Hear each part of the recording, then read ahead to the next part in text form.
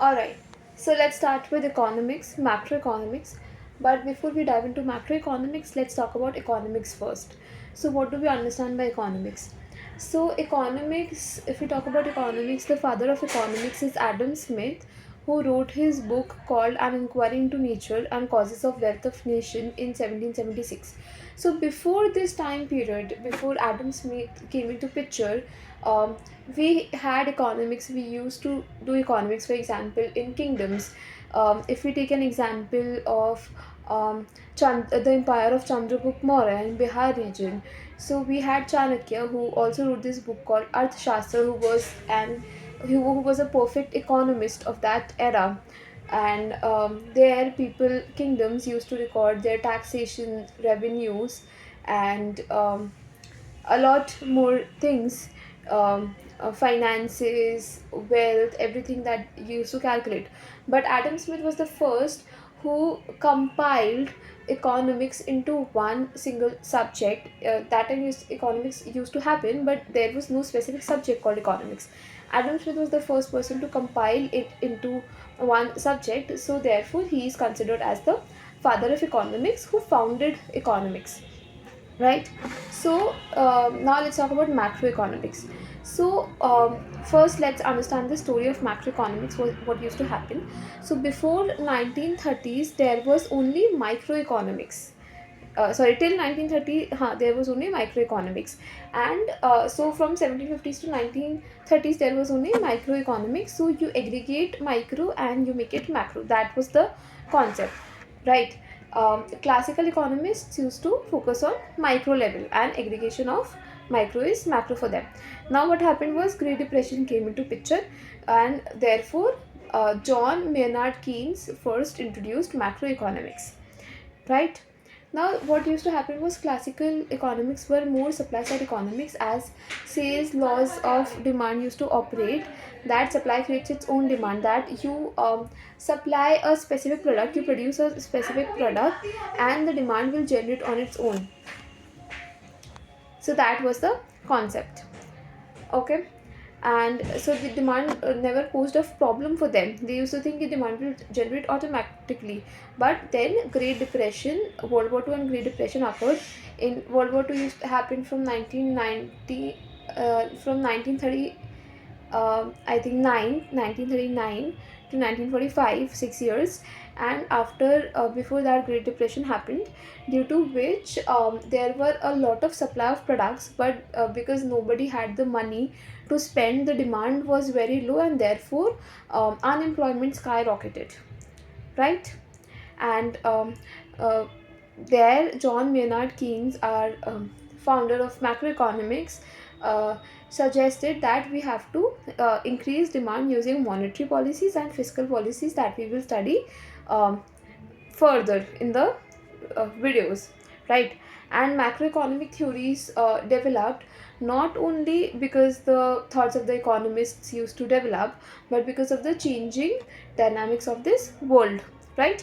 Now, what exactly is economics? So economics is the study of rational management, सोच समझ के management of scarce resources, um, so that to maximize satisfaction at consumer level, to maximize profit at producer level, and to maximize welfare at country or economy level, right?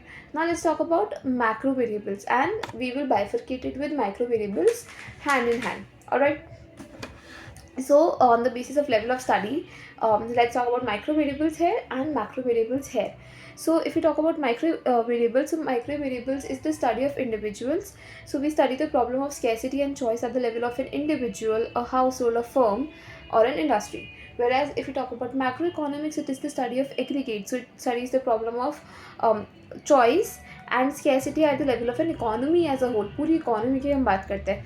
So the tools that are used by microeconomics is consumers demand and producers supply. If we study microeconomics, that are the major topics that we are going to study initially. If we talk about macroeconomics, it is aggregate demand and aggregate supply. So aggregate demand, in short, if I tell you, we will talk about it in further classes. It is the sum of consumption expenditure, investment, government expenditure, and net exports, which is exports minus imports. If my focus on microeconomics is on price. And in macroeconomics, it is the determination of income and employment level. Hence, their names, microeconomics is termed as price theory, whereas macroeconomics is labeled as determination of income and employment theory. Sorry, income and employment theory. While studying microeconomics, we believe that macro variables are constant and vice versa. That is, while studying macroeconomics, we believe that micro variables are constant. If I talk about central issue of microeconomics, it is the allocation of resources. How do we allocate resources to optimize satisfaction, profit, and welfare at consumer, producer, and economy level, right? But when I talk about macroeconomics, it is a determination of level of employment, output, and income in an economy. If I talk about equilibriums, so in microeconomics we talk about partial equilibrium analysis, that is equilibrium in one market, whereas in macroeconomics we talk about general equilibrium analysis, that is equilibrium in all the markets. If I talk about micro macro paradox, if I talk about micro macro paradox, it tells us that savings are good, it adds up to the future, it leads to prosperity. Whereas if I talk about macroeconomics, we mean savings, that is, we have less consumption, less demand, less investment, which leads to unemployment, and therefore it leads to the deflation in an economy. All right.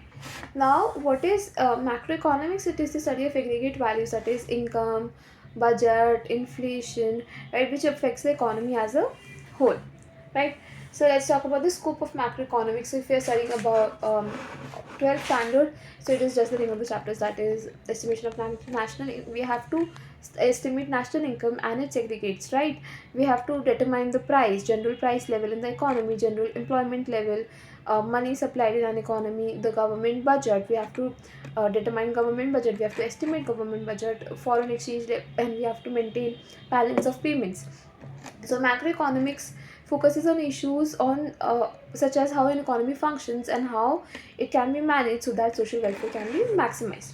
Now, if we talk about the significance of macroeconomics, so what it would it be? So it helps in the formulation, that is banana, and successful execution, that is implement करना of the government economic policies. जो policies है इसको बनाओ और implement करो, right? फिर second, it helps in understanding the working of an economy of a country, कि एक economy कैसे काम करती है. That is what is we are going to study further, right, in further classes.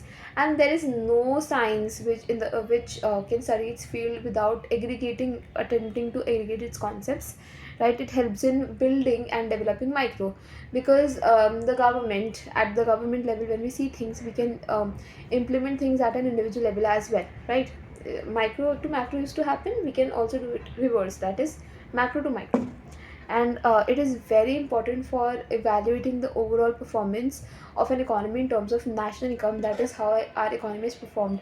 That is, for example, this year I think the GDP has touched 8% approximately, which is a great deal. It also deals with controversial challenging issues such as unemployment, inflation, deflation, taxation, um, budgeting, and etc. Right. So there are two topics that I would like to talk. That are variables. So variables can be either be stock or flow. So what is stock? So any variable which is measured at a point of time, specific point of time, that is stock variable. कि हम एक चीज़ को stock करते हैं, और flow मतलब बहने दो, that is any variable which is measured over a period of time.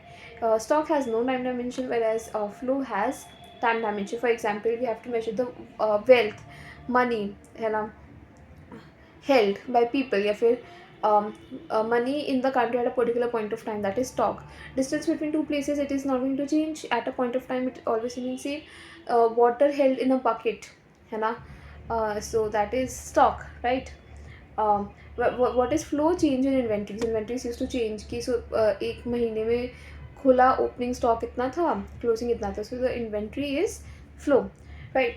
So if I talk about ratio variables, so it is the ratio of two variables, that is it can either be stock flow stock. For example, if I talk about average propensity to consume APC, it will be C by Y, which is consumption upon income. So consumption we consume during a particular period of time, so it is flow, and income we have is also during a particular period of time, whereas wealth is a stock concept because we measure wealth at a particular point of time.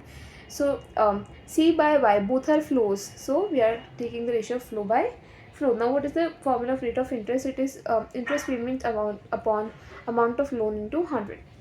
Thank you so much.